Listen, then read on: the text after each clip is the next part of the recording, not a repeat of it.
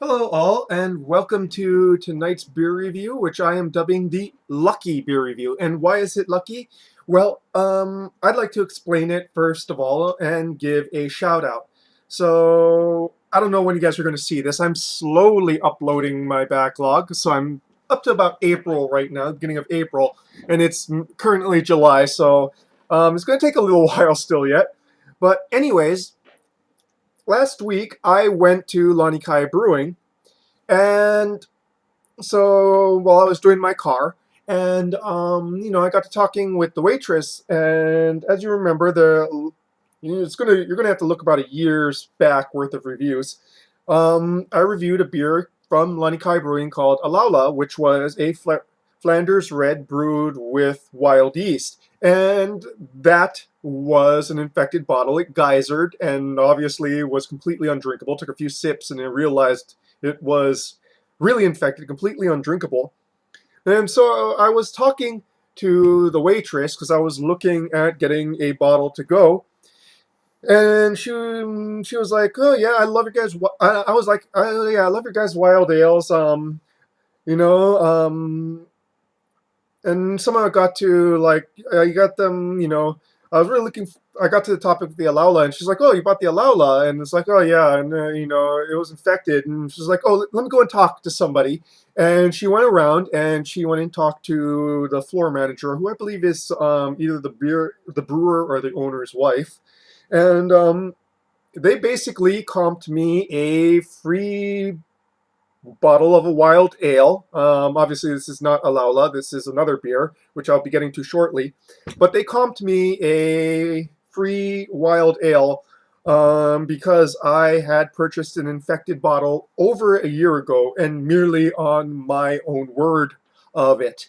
So I just want to give them a shout out and, have people know that they're a really stand-up company. They'll, if you get an infected bottle, they'll make it right. Um, even if it's like a year later and you don't really have receipts for it. So yeah, thank you to Lanikai Brewing for this bottle.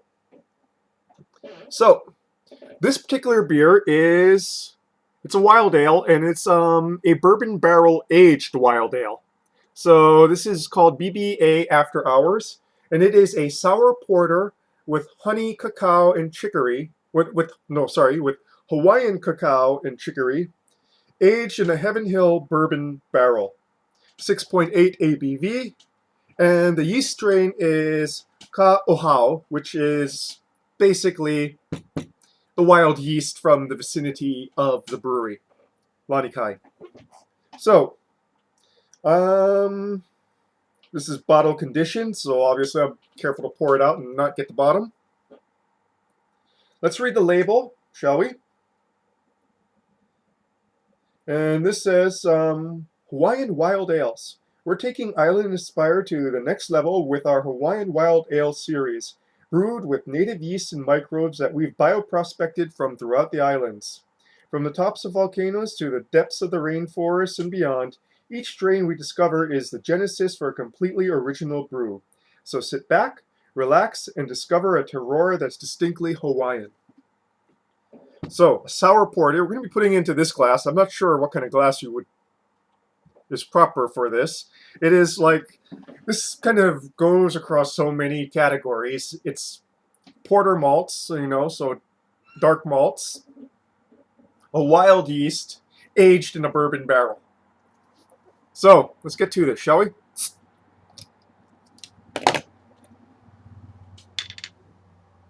Ooh, oh my goodness. Let's pour this out carefully, shall we?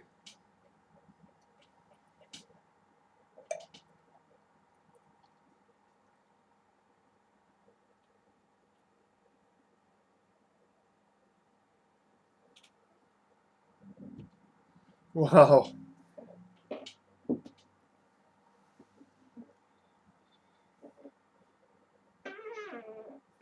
This is dark. I can't even see any light coming from it. Go up to this one. Yeah. Even at the very bottom, it's like only the slightest yellow brown. So this is one of the darkest beers I've ever drank. It's up there with some really dark imperial stouts. Very nicely carbonated, with a beige to light brown head that is thick and redolent of sour chocolate, if you can imagine it, like sour cherries, chocolate, hints of wood, vanilla,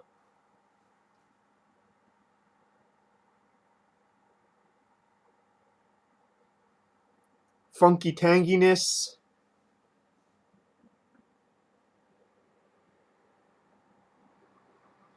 It's it's really interesting in how it smells. It's not very often you get that sort of dark malt smells, you know, those chocolate notes with almost a sour tang to it, a sour twist. Carob,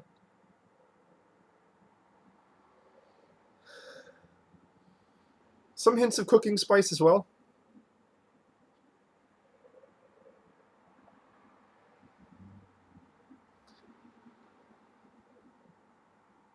Light-bodied coffee.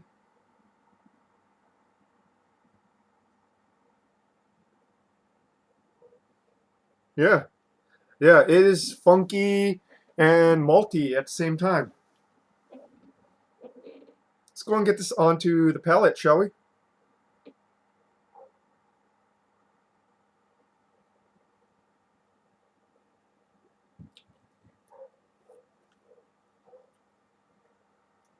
An initial sourness. Lovely. The more difficult funk aspects are actually not too apparent in this particular rendition, which leads me to think that this would be a good introduction to wild ales. That funk is usually the most challenging part of the wild ale experience, and it's fairly subdued in this.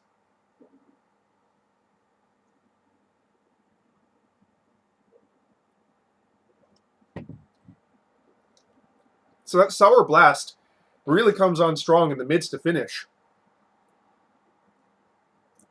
In the long finish, you can really get those aspects of the bourbon barrel, the wood, the char.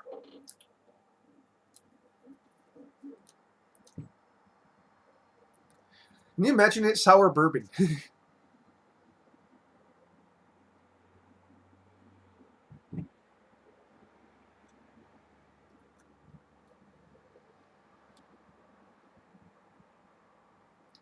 Due to the acidity, the mouthfeel actually isn't all that thick at all. It comes across as much lighter bodied than 6.8.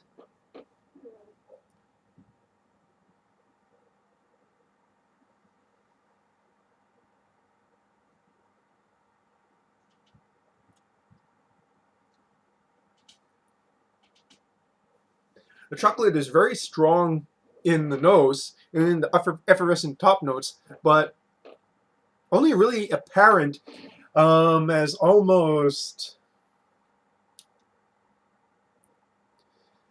an undernote to, you know, sort of malt notes that actually really is one of the things that lasts the most. It's kind of there on the long finish as almost like the aftertaste in your mouth.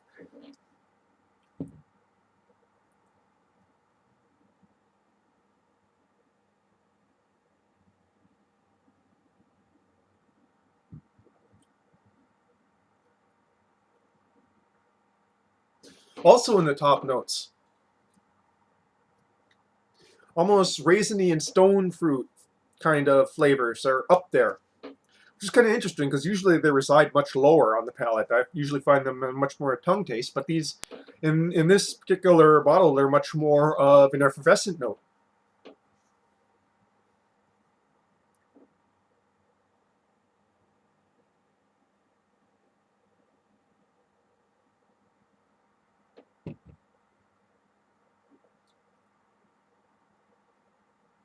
Yeah, it's really there. That chocolate, especially now as it's warming up, that chocolate is part of the malt base.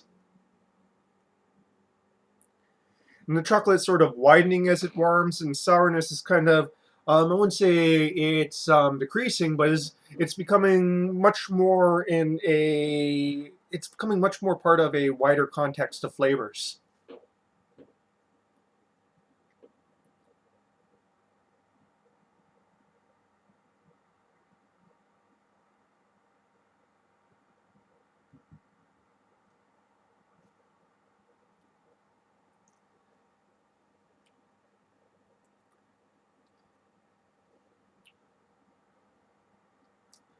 Yeah.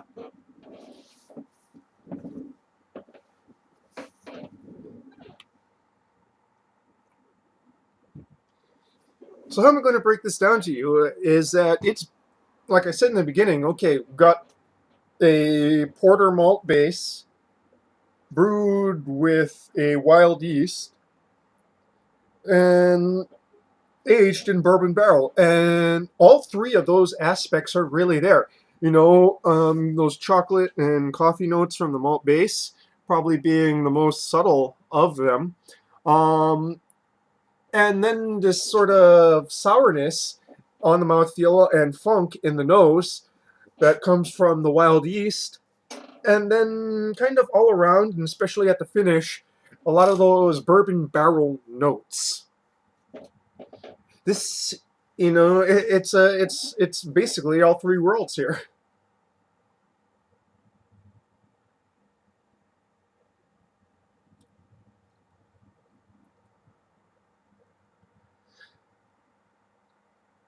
As much as that bottle that was infected disappointed me, this more than makes up for it. Even if I had to pay for it, this is what I am looking for in beer. I am looking for surprising, just mind-blowing flavor experiences, and this is what I'm getting right now. And all the more so because the fact that a lot of the more challenging aspects of the more out there styles is sort of dialed down. This doesn't have the really strong palate funk notes that some wild ales have. This doesn't have the intense booziness and strength that a lot of bourbon barrel aged beers have, but it has all the good parts of it and very little of the more difficult parts to manage. At least for me. I know some people love the heaviness of bourbon barrel aged stouts, but that's one of the reasons why I don't drink them. Is just that they're too heavy and boozy for me. This gets the parts that I like, the flavor notes, the taste notes there.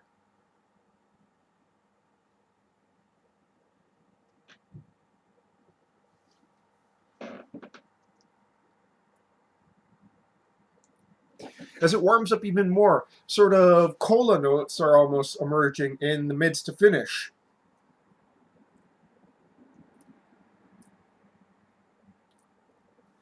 as well as a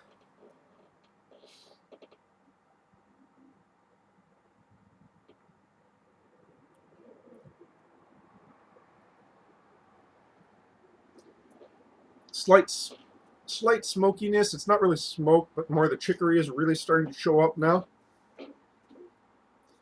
Not really starting to show up now, but it's becoming more apparent.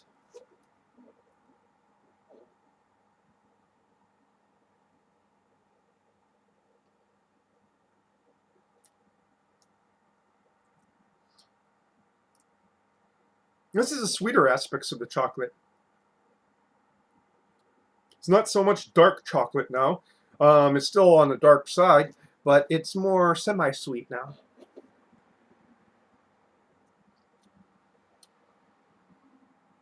This, my friends, is a damn good beer.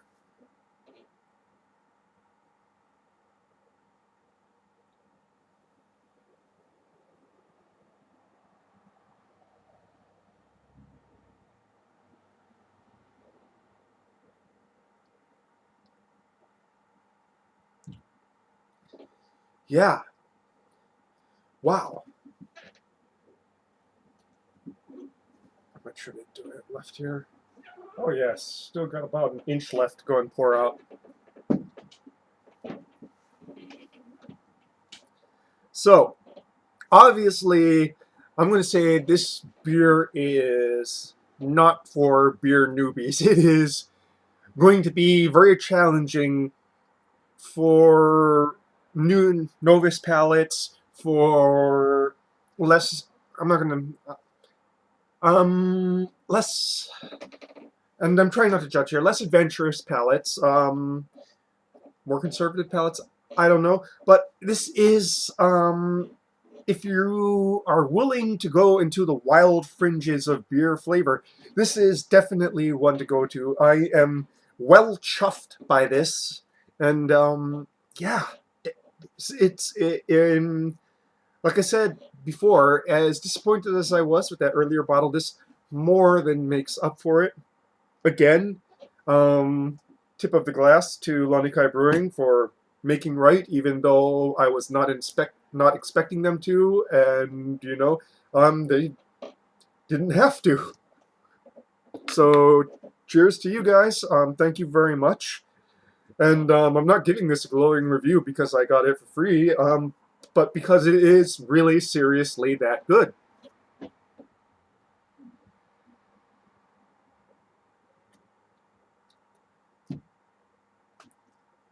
You know, with that sour tart note there, it almost makes this feel refreshing to drink.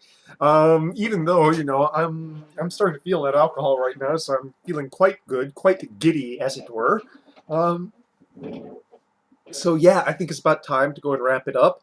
It's almost 17 minutes in, and it's almost 10 o'clock, so I should probably shut up pretty soon so I don't bother my landlady. And go and make myself some chamomile tea and start getting ready for bed. Yeah. So, this is still on the shelves of Lanikai Brewing, as well as I believe Whole Foods. I don't know what other places sell it, but if you are a a beer fanatic like me who likes to go and push the edges, push the boundaries, this is definitely a beer to try. BBA After Hours. And yeah, excuse me. Guys, that's your beer review for tonight. I'm going to try to get through my uploads quickly so you can go and watch those videos. And yeah, it's your beer review for tonight, folks. Cheers.